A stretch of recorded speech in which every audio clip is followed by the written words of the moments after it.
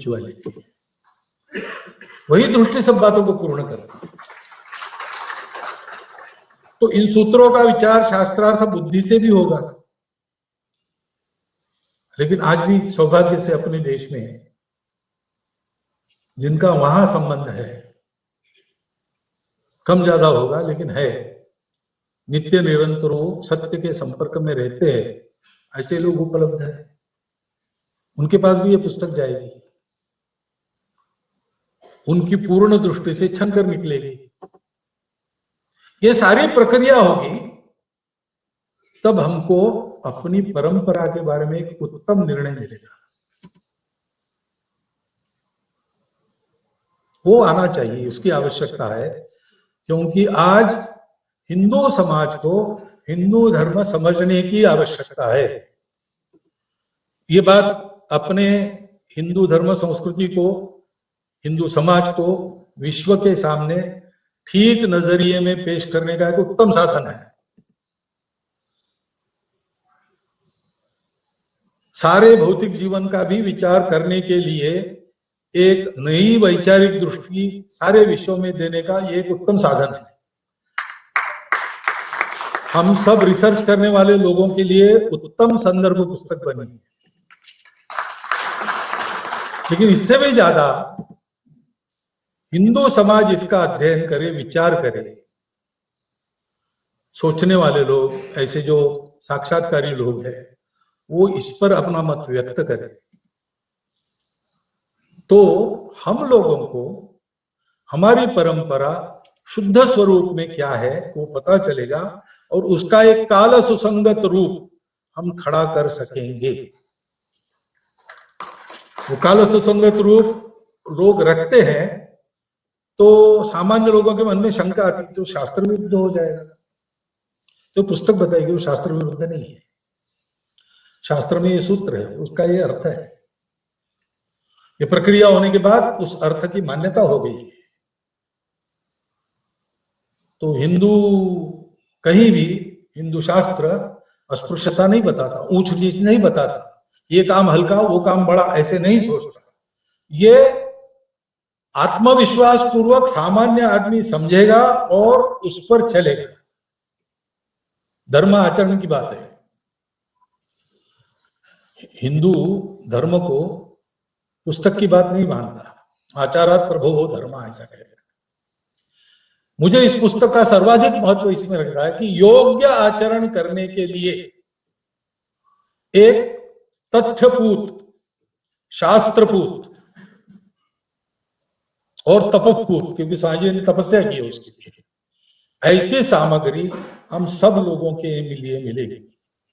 ये पुस्तक सभी शोधार्थी लोगों के लिए, अध्येताओं के लिए बहुत उपयुक्त पुस्तक है, लेकिन इतनी भी समझने में के लिए कठिन नहीं है कि सामान्य आदमी इसको न पढ़ सके और न समझ सके। इसलिए पुस्तक, यद्यपि बहुत सारी बातें सारांश में आपको आज पता चली पुस्तक के बारे में, आपको खरीद कर इसको पढ़ना चाहिए और खरीदवानी चाहिए सबसे, तो फिर इसका प्रचार प्रसार होगा, एक पुनर्विचार होगा, अपने जीवन की काल सुसंगत एक रचना सामने आएगी। उसके आधार पर विश्व को जिसकी आवश्यकता है वो बात देने की योग्यता हमारी खड़ी होगी। उसमें विश्व का भला होगा ही, जो करा लेना चाहेगा उसका होगा, नहीं उसका नहीं होगा, लेकिन अपने समाज का, अपने देश का तो निश्चित रूप से भला होगा। और इसलिए इस पुस्तक को अध्ययन आप करिए, खरीद कर अध्ययन करवाइए। इसका बहुत व्यापक प्रचार प्रसार होने की आवश्यकता है। स्वामी जी के पुस्तक को बिकने के लिए मैं ये पुरस्कृत नहीं कर रहा हूँ, वास्तव में ऐसा है, इसलिए मैं आपको बता रहा हूँ। आपने सुन लिया, सोचिए, बस इतनी विनती आपके पास सामने रखता हूँ और मेरी 4 शब्द समझ। अर्थ की परंपरा है, विभिन्न विषयों का निर्णय होता है, तो जैसे कहा गया सामूहिक विचार की एक परंपरा है, और देश को लेकर, धर्म को लेकर, समाज को लेकर जो बातें रहती है उसका एक व्यापक विचार मंथन चल रहा है। तो उसमें एक प्रपोजल रखा जाता है, उसको कहते हैं पूर्व पक्ष। फिर प्रमाणों सहित वो रखा जाने के बाद लोग उसको सुनते हैं और फिर अपने अपने विचार उसके समर्थन में, विपक्ष में सब प्रकार के होते हैं, उसको कहते हैं उत्तर पक्ष। अब ये एक मत उसके विरुद्ध मत ऐसा नहीं चलता है, ये सब जो मत है दोनों प्रकार के, पूर्व पक्ष और उत्तर पक्ष, ये सहयोगी होते हैं, दोनों मिलकर योग करते, कॉन्ट्रीब्यूटरी होते हैं। सत्य की पहचान करनी है तो पूरा सत्य आकलन करने की सबकी शक्ति अकेले की नहीं होती है। सत्य वो है जो सबका मिलाकर जो है उससे थोड़ा अधिक है। इसलिए सब लोग अपने अपने दृष्टिकोण से बताते हैं, अपने अपने परिस्थिति में से विचार करते हैं। इस सब मंथन में से एक सहमति बनती है तो वो प्रपोजल फिर सिद्ध हो जाता है, उसका ही निर्णय बनता है। स्वामी जी ने कहा वो बात सही है, मैनिफेस्टो ये नाम बड़ा कंफ्यूजिंग है, क्योंकि चुनाव में पार्टियों के मैनिफेस्टो होते हैं और पहला कम्युनिस्ट मैनिफेस्टो बताया, लेकिन उस मैनिफेस्टो के अनुसार क्या हुआ आगे वो भी प्रसिद्ध है। ये हिंदू मैनिफेस्टो वैसा मैनिफेस्टो नहीं है, ये एक व्यापक चर्चा देश में हो और उसमें से कोई सहमति बने। उस सहमति क्यों बने इसके उद्देश्य है, वो स्वामी जी ने भी बताया, पुस्तक में भी है। लेकिन ऐसी सहमति बने इसलिए चर्चा प्रारंभ हो, इस उद्देश्य से ये दिया गया एक प्रपोजल है। और प्रपोजल अपने मन की कुछ कल्पना और लिख दिया ऐसा नहीं किया है, स्वामी जी ने बहुत उसके पीछे अध्ययन किया है, जिसको कहते हैं तपस्या। वो तपस्या ही की है उन्होंने, बौद्धिक तपस्या। उसके आधार पर बहुत अच्छा प्रमाणित ऐसा ही पुस्तक आपके हाथ में है। सारांश में उसके बारे में बताया है, लेकिन पुस्तक लेकर आपको पढ़नी चाहिए, क्योंकि इस पर अगर व्यापक मंथन होना है तो इसके एक एक वाक्य में क्या है, सूत्र ठीक है, सूत्र है ही, वो सूत्र सर्वमान्य है, अपनी परंपरा के सूत्र है, परंतु सूत्रों का जो विवेचन किया गया है उसमें एक एक छोटी छोटी बात, क्योंकि इंटरप्रिटेशन बदलते हैं, भाष्य अनेक है सूत्रों पर, और अनेक है और अनेक होंगे, तो वर्तमान काल में भी उसके अनेक भाष्य हो सकते हैं और सबका मिलकर जो सहमति बनती है वो फिर निर्णय की तरफ आगे बढ़ने के लिए योग्य हो जाती है। ऐसा एक पुस्तक है। लेकिन ऐसी सहमति क्यों आवश्यक है, उसके दो कारण हैं। पहला कारण है कि विश्व को आज एक नया रास्ता चाहिए। ये कभी दबे आवाज में, कभी जोर से, कभी केवल बोलते, कभी लिखते हैं, लेकिन दुनिया भर के चिंतक इसको समझ रहे हैं, व्यक्त भी कर रहे हैं। क्योंकि जो प्रयोग हुए पिछले 2000 वर्षों में अनेक प्रकार के और मूल विचार के आधार पर, अपनी चालू भाषा में कहना है तो आस्तिक विचार, नास्तिक विचार, जड़वादी विचार, आध्यात्मिक विचार, ये जो प्रयोग हुए वो प्रयोग अयशस्वी हुए। उसमें कुछ तो लाभ हुआ है, लेकिन जिस सुख की आशा में ये प्रयोग है, सुख के लिए ही सब काम करते हैं, सारी जड़ चेतन सृष्टि सुख के पीछे है, तो उसके लिए प्रयोग हुए, उसमें से सुविधा बढ़ी, ज्ञान बढ़ा मनुष्य जाति का, उसमें से कई प्रकार की सुविधाएं भी मनुष्य को मिली, और भौतिक सुख भी बहुत मात्रा में बढ़ा। लेकिन यह भी है कि वो सबका नहीं बढ़ा, जिनका बढ़ा उनके लिए किसी का कम हुआ, और ये नियम है, किसी का कम होगा तभी दूसरों का बढ़ेगा। ऐसा हुआ है। संतोष नहीं है, समाधान नहीं है। सुख बढ़ा ऐसा हम भौतिक दृष्टि से कह सकते हैं, लेकिन दुख भी बढ़ा है। नई सुविधाएं आ गई, नए रोग भी आ गए, नई दवाइयां मिली, उसमें से भी नए रोग उत्पन्न हो गए। भूमि के लिए दवाई बनी, भूमि अशुद्ध हो गई। ऐसे कई बातें हो गई। प्रगति, विकास हुआ, पर्यावरण घटा। पर्यावरण की सुरक्षा करने गए तो विकास की गति पर निर्बंध लादने पड़े। ऐसी कई बातें हैं। और इसलिए विश्व सोचता है कि हमने दो रास्तों का विचार किया, उस पर चलकर देखा, दो प्रकार के, दो दिशाओं का। एक तो विश्व के पीछे जो सत्य है वो जड़ता है कि चेतनता है, दोनों पर चल के देखा। विश्व का घटक यानी विश्व में प्रमुख कौन है, मनुष्य है कि समूह है, दोनों पर चल के देखा। से हर बात में दोनों प्रकार के उपलब्ध पर्यायों में हमने चल के देखा, कुछ नहीं हुआ। तीसरा चाहिए, वो हमारे पास नहीं है, वो भारत के पास है।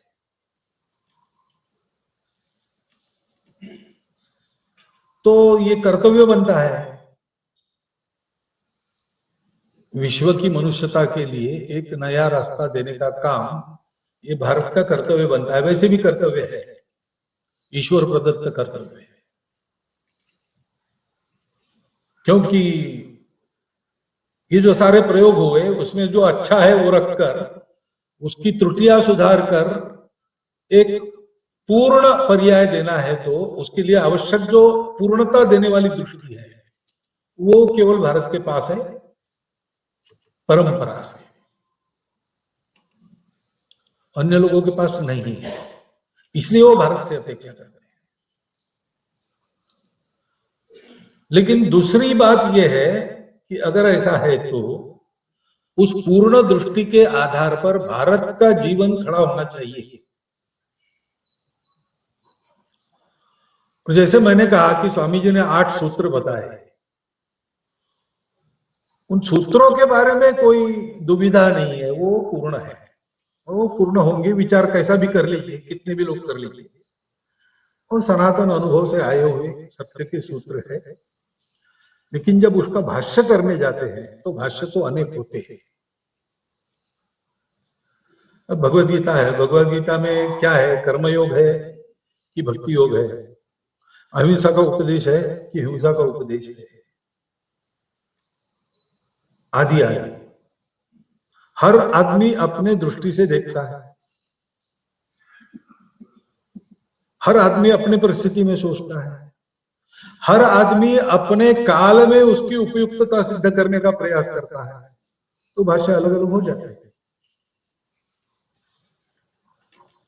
हमारे यहां स्थिति यह है कि जो हमारा पारंपरिक विचारधन है, जो मूल विचार है, उस पर कोई देश काल परिस्थिति सुसंगत भाष्य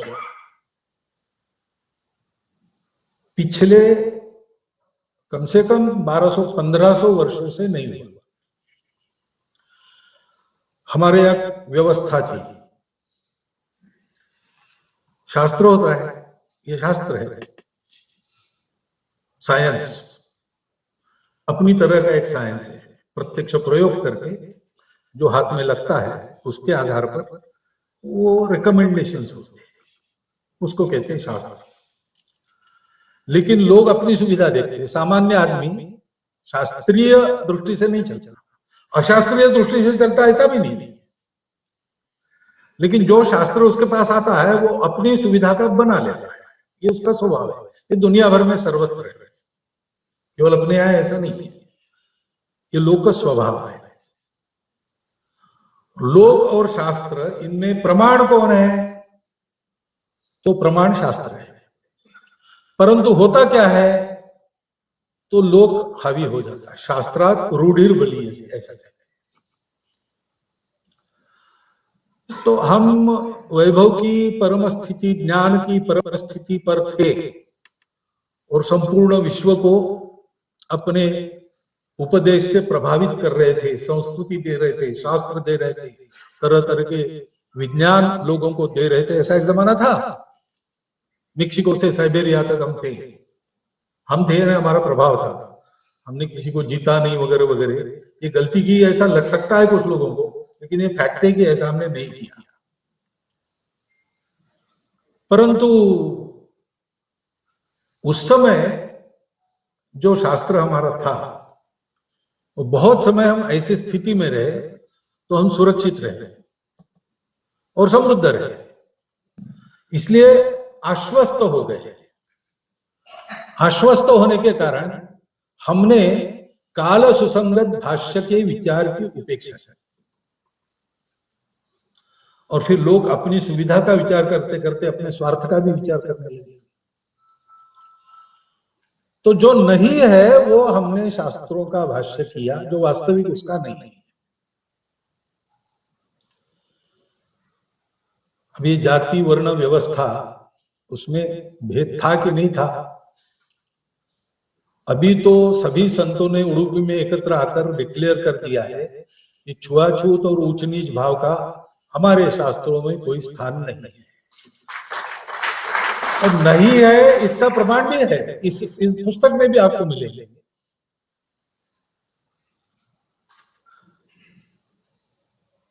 वज्र सूची नाम का जो ग्रंथ है, अशोक घोष का ऐसा है, उसमें सब अपने सनातन शास्त्र वेदों सहित वेद महाभारत रामायण इसके प्रमाण देकर कहा है कि ये गलत है। लेकिन समाज में किसी की सुविधा होगी ऐसा चलने, किसी का स्वार्थ होगा और बोध चला गया क्योंकि शास्त्रों की उपेक्षा की गई। तो ये जो बोध है वो बोध हम भूल गए और फिर हमने उस उच्च नीचता की प्रथा का बचाव किया शास्त्रों का आधार है। आज जैसा स्वामी जी ने ये बताया है कि भेद नहीं है, हो नहीं सकता, क्योंकि भेद की कल्पना ही नहीं है हमें। ये जैसा आपने शास्त्रों का आधार देके बताया, वैसा शास्त्रों का आधार देके भेदों का बचाव हमने किया है।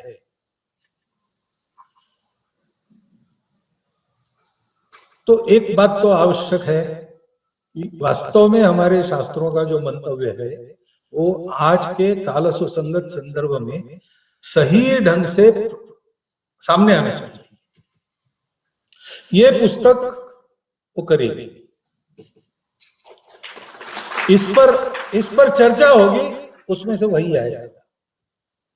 ये पूर्व पक्ष यही रखा गया है इस पुस्तक में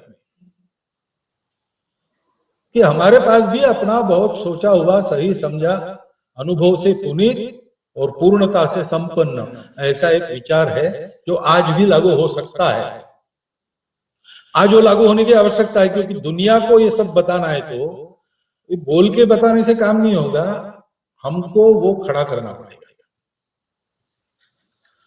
और कुछ काल तक हो सकता है हमको दुनिया के साथ ही चलना पड़ेगा, लेकिन अंततोगत्वा हमको तीसरा अपना पर्याय खड़ा करना पड़ेगा, वो देना।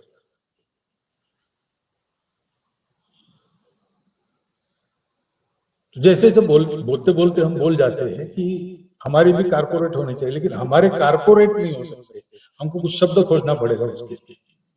अंतरराष्ट्रीय व्यापार का नियंत्रण करने वाला बड़ा, क्योंकि कारपोरेट का मतलब है केंद्रीकरण। हमारे यहां तो विकेंद्रीकरण है पहले से, मास प्रोडक्शन नहीं है, प्रोडक्शन बाय मासेस है। अब आज एकदम हमने ऐसा किया तो शायद दुनिया में स्पर्धा है, उस दुनिया में वैसी स्पर्धा नहीं थी, आज है।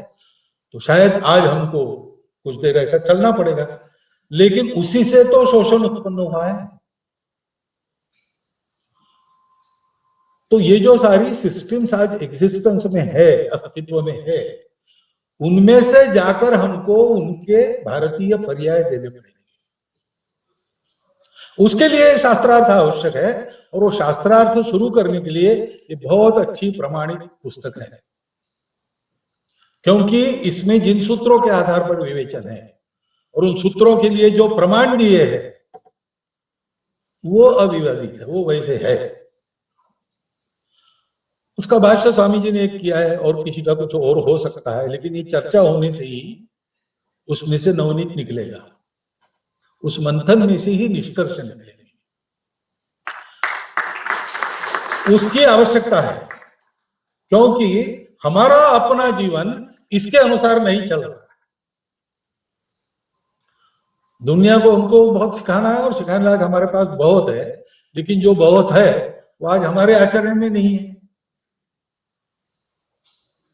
तो भेदभाव कहां से आया? अभी भी चलता है। क्यों चलता है?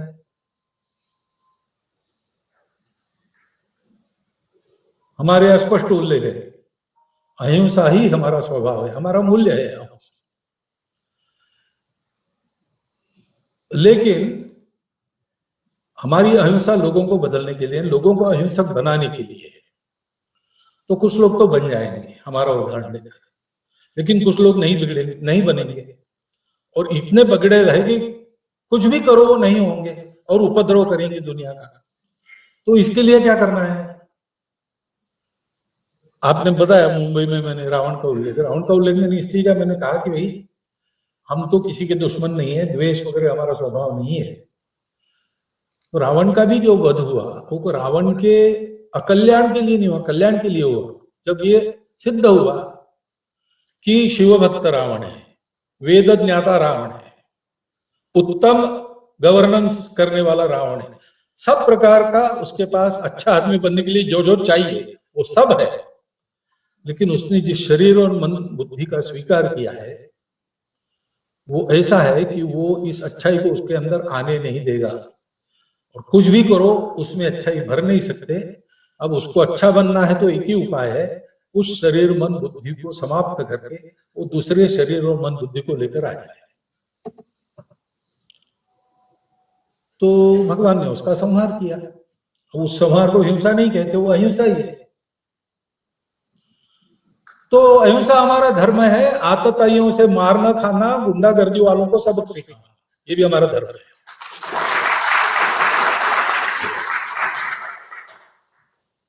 अब पाश्चात्यों की जो विचार पद्धति उसमें दोनों एक साथ नहीं चल सकते, क्योंकि इन दोनों को बैलेंस करने वाला जो विचार है कि मैं लोगों में, मेरा शत्रु है फिर भी मैं देखूंगा अच्छा आदमी है कि खराब आदमी, वो बैलेंस नहीं है। शत्रु है या नहीं शत्रु है, वो अच्छा होगा तो भी उसको पूरा मिटा दो।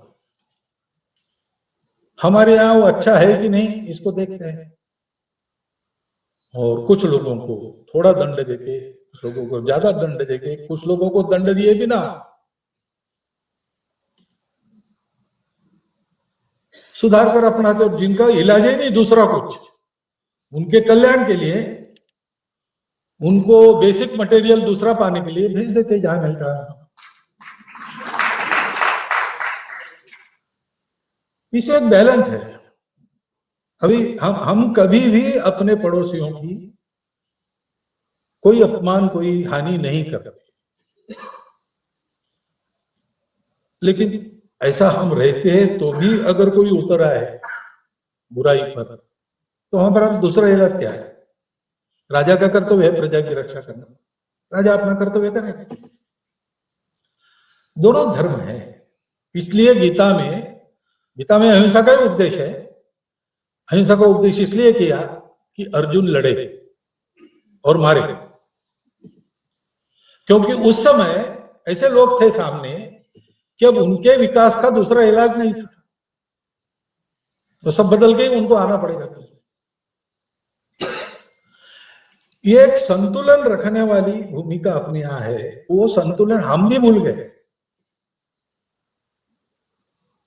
ये संतुलन देने वाला धर्म है, धर्म की दृष्टि है हमारे यहां। जैसा बताया 4 पुरुषार्थ है, अर्थ काम मोक्ष।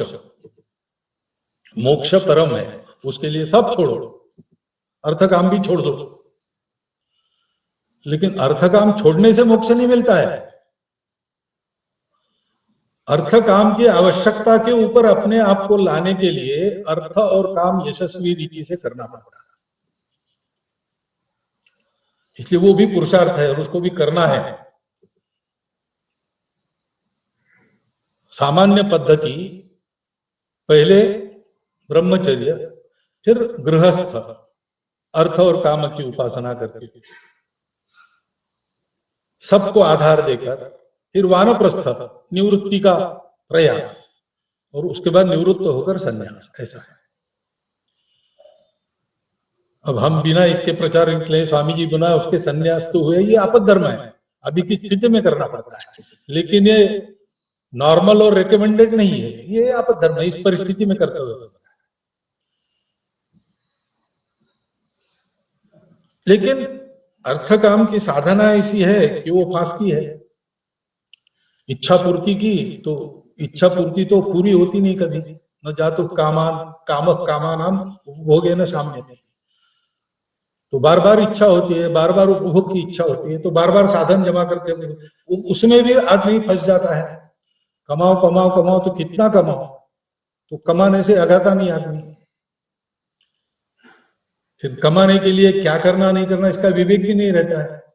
हम देखते ना, बड़े लोगों के भ्रष्टाचार पकड़े जाते हैं। बड़े लोगों को क्या कम है भाई, सब है उनके पास, लेकिन और चाहिए। किस लिए चाहिए? कुछ नहीं, उसकी गद्दी बनाकर उसको सोते हैं, बाथरूम के टाइल के नीचे उसको रखते हैं। क्यों होता है? तो ये अर्थ और काम का स्वभाव है। और एक व्यक्ति ऐसे वातावरण में मोक्ष नहीं पा सकता। तो किसी को मुक्ति पानी है तो पूरे समाज में वातावरण चाहिए, मोक्ष को भी और अर्थ काम को भी एक अनुशासन में रहना पड़ेगा, एक नियंत्रण में रहना पड़ेगा, मर्यादा में रहना पड़ेगा। वो मर्यादा धर्म है। इसलिए व्यास महर्षि ने कहा है, न कामान न भयान न लोभात धर्मम त्यजेत जीवितस्यापि हो। काम के लिए, किसी लोभ के लिए, अपने जीवन के लिए भी धर्म मत छोड़ो। धर्मो नित्य सुख दुखेशु अनत्ति जीवो नित्यो हेतुरस्यत्व नित्या धर्माद अर्थस्य कामस्य स धर्मम किम न सजते। आपको पैसा मिलेगा, लेकिन आपके समाज में सबको मिलेगा तो आपका टिकेगा, नहीं तो आपका पैसा मिलेगा आपको डकैत ले जाएंगे, या कोई अपहरण करके फिरौती में वसूल कर लेगा, या नक्सलवादी आपको समाप्त कर देंगे। पैसा आपका उनको चाहिए। पूरा समाज ऐसा होता है तो सब ठीक चलता है। इसलिए अर्थ काम की मर्यादा है, वो धर्म है। धर्म ये पूरे समाज जीवन की धारणा करता है। अब हमें जो विस्मृति आई तो हमने धर्म को कर्मकांड समझ लिया केवल। हमने अपने धर्म को पूजा घर और पाक घर में बंद कर दिया और केवल इसी में रहे, किसकी पूजा कैसे करना, क्या खाना नहीं खाना। ये कोड है, ये प्रिंसिपल नहीं है। धर्म ये प्रिंसिपल है, वो शाश्वत धर्म है। उसी के चौखट में बाकी धर्म चाहिए। शाश्वत धर्म 4 बातों पर टिका रहता है: सत्य, करुणा, शुचिता, तपस। जो भी आप कर्मकांड करेंगे, जो भी रिलीजन आप लेंगे, रिलीजन धर्म नहीं है। रिलीजन तब तक धर्म नहीं होता जब तक वो धर्म के अनुसार नहीं चलता। यानी सत्य, करुणा, शुचिता, तपस की चौखट में चलने वाला जो है वो धर्म है, और इसके बाहर आकर जो चलेगा वो अधर्म है। सत्य है, सब में एक ही है। फिर आप अगर उसमें ऊंच नीच देखते हो तो वो अधर्म है, वो सत्य से विपरीत है। ऊंच नीच देखकर आप किसी को छाया से भी दूर रहते हो या उसको रखते हो तो वो करुणा विरहित आचरण है, इसलिए वो अधर्म है। ऐसा आप करते हो तो आपका आचरण पवित्र नहीं रहता, वो अशुचिता हो जाती है, इसलिए वो धर्म नहीं है। और ऐसा देखने के बाद भी उसकी स्थिति सुधारने के लिए आप कुछ नहीं करते हो, तो आपका तपस्या विरहित जीवन है, करुणा विरहित जीवन है। और इसलिए ये आवश्यक है कि रिलीजन अनेक है और हर जितने आदमी है उतने रिलीजन हो सकते हैं, और देर सवेर आदमी हर रिलीजन में से जाके उचित दिशा में बढ़ता आया है। अपना अपना रास्ता अपने अपने लिए श्रेष्ठ होता है, सब रास्ते श्रेष्ठ होते ऐसा मैं नहीं कहूंगा, लेकिन मेरा रास्ता मेरे लिए श्रेष्ठ है क्योंकि वही मेरे अनुरूप है। इसलिए जो मिला है उसमें ठीक रहना,